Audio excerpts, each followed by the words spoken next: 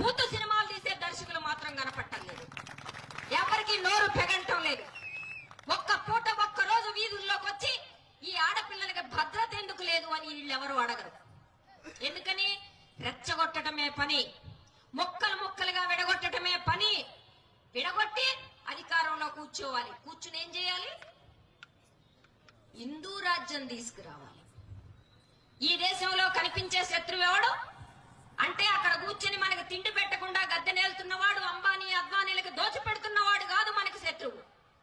ఈ దేశంలో విదేశీ సంపద, విదేశీ పెట్టుబడులన్నింటినీ ఆహ్వానించి మార్కెట్లు తెరిచి అడ్డగోలుగా సహజ వనరులని, భూమిని, ఖనిజ సంపదని కట్టబెడుతున్నవాడు కాదు మనకు శత్రువు. నీకు శత్రువు ఎవడంటే కడుపు చేత పట్టుకున్న తోటివాడు అని చెప్తున్నావు. నీకు శత్రువు ఎవడంటే నీ మతం కానివాడని చెప్తున్నావు. ఇదే నువ్వు చూపించే దేశభక్తి?